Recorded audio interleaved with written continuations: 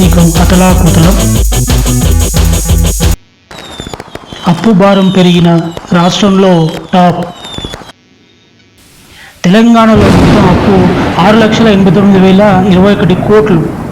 అప్పుల ఊబిలో తెలంగాణ కడిగి పారేసిన కాగ్ రిపోర్ట్.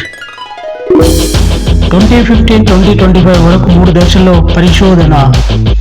కాగ్ రిపోర్ట్లో రుణాలకు ఇచ్చిన గ్యారెంటీలో తెలంగాణ మొదటి స్థానం. 2024-2025లో 363 రోజుల్లో ఓవర్ డ్రాఫ్ట్.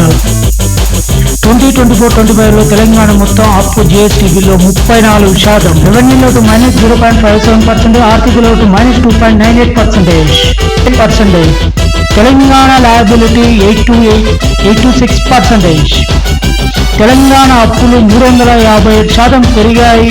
దేశంలోనే అత్యధిక అప్పులు కలిగినటువంటి రాష్ట్రంగా దేశంలో మొదటి స్థానం. ఆర్థికం అతలాకుతలం చేసినటువంటి కాంగ్రెస్ ప్రభుత్వం రుణాలకు ఇచ్చినటువంటి గ్యారెంటీల్లో తెలంగాణది మొదటి స్థానం. అప్పు భారం పెరిగిన రాష్ట్రాల్లో తెలంగాణ టాప్.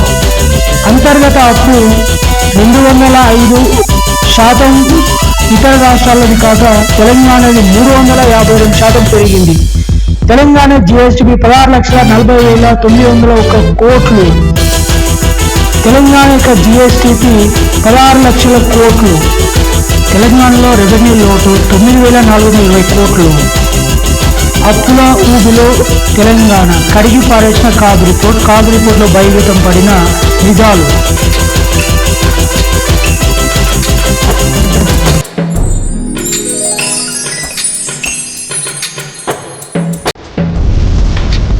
అత్యధికంగా అప్పులు చేసినటువంటి రాష్ట్రాల్లో మొదటి స్థానం. అంతర్గత అప్పు 352% పెరిగింది. ప్రభుత్వం ఇచ్చిన గ్యారంటీలకు జిఎస్డిపిలో 15%. దేశంలోనే అత్యధికంగా గ్యారంటీలకు అప్పులు ఇచ్చినటువంటి రాష్ట్రంగా తెలంగాణ రాష్ట్రం నిలిచింది. తెలంగాణ రాష్ట్రాన్ని కాంగ్రెస్ ప్రభుత్వం అప్పుల పాలు చేసి ఆర్థికంగా అతలాకుతలం చేసినటువంటి మాట వాస్తవం. ఈ రిపోర్టు కాగ్ రిపోర్టు ద్వారా 2015 నుండి 2025 వరకు కాగ్ చేసినటువంటి సర్వేలో తెలంగాణ యొక్క ఆర్థిక పరిస్థితి అనేటువంటి బహిర్గతం కావడం జరిగింది. ఈ ఆర్థిక పరిస్థితి ద్వారా తెలంగాణ దాదాపుగా 7 లక్షల కోట్ల యొక్క అప్పు ఉండడం అనేటువంటి జరిగింది. మొత్తం రాష్ట్రం లోపల ఎఫ్ఆర్పిఎం పరిమితులను దాటిపోతున్నటువంటి అప్పు.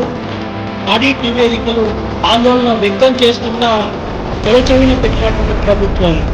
ఆర్థిక శాఖ అతలాకుతలమయ్యి తెలంగాణ రాష్ట్రం అప్పుల పాలైనటువంటి మాట వాస్తవం.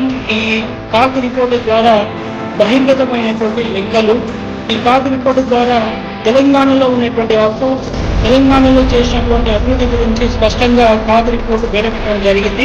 దీని ద్వారా తెలంగాణ అంతర్గత అప్పు కూడా 352% పెరిగి అత్యధికంగా దేశంలో మొదటి స్థానం కలిగి ఉంది.